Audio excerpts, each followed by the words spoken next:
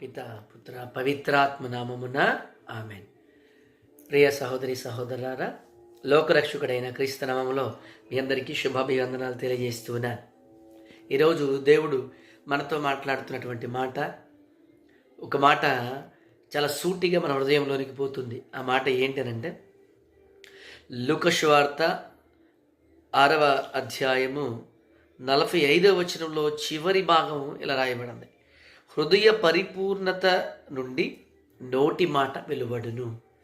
అనగా మన హృదయము వేటితో నిండి ఉంటుందో అవే నోటి మాటగా బయటికి వస్తాయని వాక్యం సెలవిస్తుంది.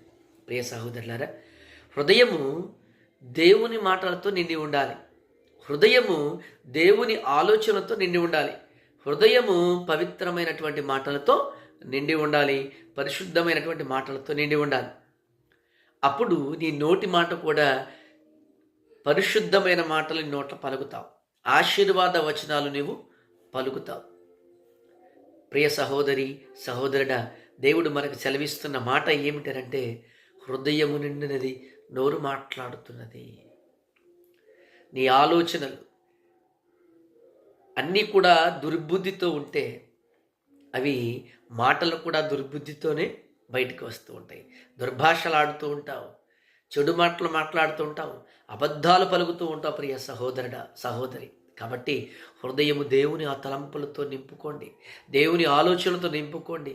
నిన్ను నీ కుటుంబాన్ని దేవుడు ఆశీర్వదిస్తాడు. దీన్ని ఉద్ఘటిస్తూ శిరాపుత్రుడైన యేసు జ్ఞాన గ్రంథములో ఒక మంచి మాట రాయబడిందని. శిరాపుత్రుడైనటువంటి యేసు జ్ఞాన గ్రంథము, ఈ యొక్క గ్రంథము కథోలికులకు మాత్రమే ఉంటుంది, ప్రాటెస్టెంట్ సహోదరులకు ఉండదు. సరే, శిరాపుత్రుడైనటువంటి యేసు జ్ఞాన గ్రంథము 27వ అధ్యాయం 4వ వచనం నుంచి 7వ వచనం రాయబడిందండి. నేను చదువుతాను. 7వ వచనం: నరుని సంభాషణమే అతనికి పరీక్ష కనుక ఏ నరుని గాని అతడు మాట్లాడక ముందు స్తుతింపవలదు. మనల్ని పరీక్షించాలంటే, మన వ్యక్తిత్వాన్ని పరీక్షించాలంటే నోటి మాట మనల్ని పట్టిస్తుంది. కాబట్టి ఒక వాక్యం మనకు సెలవిచ్చినట్లు, విస్తారమైనటువంటి మాటల్లో ఏముండదట, దోషం ఉండకపోదు అని మనం చదువుతాం. ప్రాటెస్టెంట్ బైబిల్లో కూడా ఉంది ఈ మాట కదా. ఆ విస్తారమైన మాటల్లో ఏముంటుందంట, దోషం ఉంటుంది. కాబట్టి మితభాషి అయి ఉండాలి. అధికంగా మాట్లాడకూడదు, అధిక ప్రసంగమై ఉండకూడదు. తక్కువగా మాట్లాడాలి.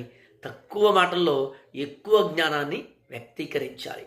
ఇది జ్ఞానవంతుడి యొక్క లక్షణం. ప్రియ సహోదరుడా, క్రైస్తవుడు ఎట్లా ఉండాలని దేవుడు ఆశిస్తున్నాడో తెలుసా? జ్ఞానవంతుడిగా ఉండాలి, మితభాషివై ఉండాలి. మితముగా మాట్లాడేవాడివై ఉంటే నీ మాటలు చాలా విలువ కలిగినగా ఉంటాయి. చాలామంది బోధకులు ఎట్లా ఉన్నారంటే, అధిక ప్రసంగాలు చేసేవాళ్ళుగా ఉంటారు. అంత ప్రసంగంలో తప్పులు దొరుకుతాయి ప్రియ సహోదరుడు. కాబట్టి మాట్లాడే మాట పొదుపుగా ఉండాలి. మాట్లాడే ప్రతి మాట కూడా చాలా పొదుపుగా మాట్లాడాలి. చాలా జ్ఞానముతో కూడిన పదాలతో మనం మాట్లాడాలి. అప్పుడు వీరులైన వారికి చాలా వినసంపుగా ఉంటుంది ప్రసంగమైన పాట అయినా. కాబట్టి ప్రియ సహోదరులరా, మనం మాట్లాడే ముందు దేవుడు మనతో ఒక మాట చెబుతున్నారు కదా, నీ మాట అవునంటే అవును, కాదంటే కాదు అన్నట్టుగా మాత్రమే ఉండాలి. అంతకు మించి వచ్చిన మాట సాతానదేనా దేవుడు సెలవిస్తున్నాడు. ఎక్కువగా మాట్లాడకూడదండి. ఎంత తక్కువగా మాట్లాడితే అంత విలువ నీకు పెరుగుతుంది సమాజంలో. కాబట్టి మితభాషివై ఉండి దేవుని ఆ మితభాషి కూడా దేవుని భాష నీ నోట పలకాలి. మితభాష అంటే ఈ లోక భాషలు నువ్వు మాట్లాడటం కాదు, కానీ భాష అంటే మాటలండి. ఇక్కడ మళ్ళీ లాంగ్వేజ్ అనుకోవద్దు. దేవుని ఆలోచన తలంపులు కలిగిన మాటలే నీ నోట్లోంచి రావాలి. అధికంగా ఆశీర్వాద వచనాలు పలకండి. నీ బిడ్డల పట్ల, నీ భార్య పట్ల, నీ యొక్క హస్బెండ్ పట్ల, తల్లిదండ్రుల పట్ల, బంధుమిత్రుల పట్ల ఖచ్చితంగా ఆశీర్వాద వచనాలే పలకండి. శాపవచనాలు పలకొద్దు మన నోట. క్రైస్తవుడిగా శాపవచనాలు పలకొద్దండి. ఆశీర్వాద వచనాలు పలకండి. శుభం అని చెప్పండి, శుభం అని చెప్పండి. హెచ్చరిక వస్తే హెచ్చరిక చేయండి, తప్పేం కాదు. కానీ మన నోట రెండు రాకూడదు కదా.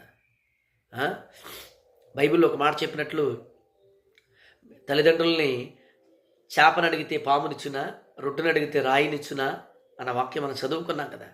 తల్లిదండ్రులే నువ్వు కోరింది నీకు ఇస్తారు కానీ చెడుది ఇవ్వరు కదా. అటువంటిది దేవుడు ఇంకెంత మంచి మనకి ఇస్తాడండి. కాబట్టి దేవుని మీద ఆధారపడి జీవించండి, దేవునిలో ఎదగండి, జ్ఞానాన్ని పొందుకోండి, నిత్య జీవితానికి పాత్రులు కండి. ఏమన్నా మితభాష అయి ఉంటే జ్ఞానవంతుడిగా నిన్ను లోకం గుర్తిస్తుందండి. అధిక ప్రసంగికుడిని ఎవరు మెచ్చుకోరు పెద్దగా. చూడండి, జస్ట్ ఒక హాఫ్ అన్ అవర్ తక్కువగా మాట్లాడేవాడు, తక్కువ మాటల్లో జ్ఞానాన్ని వ్యక్తపరిచేవాడిని సమాజం మెచ్చుకుంటుంది, బ్రిలియంట్ అని చెబుతుంది. కాబట్టి మితభాష అయి ఉండి ఎక్కువ బాగా మాట్లాడితే తప్పులు దొరుకుతాయి. ప్రియ సహోదరుడు, ఆ పని చేయొద్దు. దేవుని జ్ఞానానికి పాత్రులు కండి, దేవుణ్ణి విస్వంతీకరించుకోండి. Praise the Lord. ఆమెన్. పితా పుత్ర పవిత్ర ఆత్మ నామమున ఆమెన్.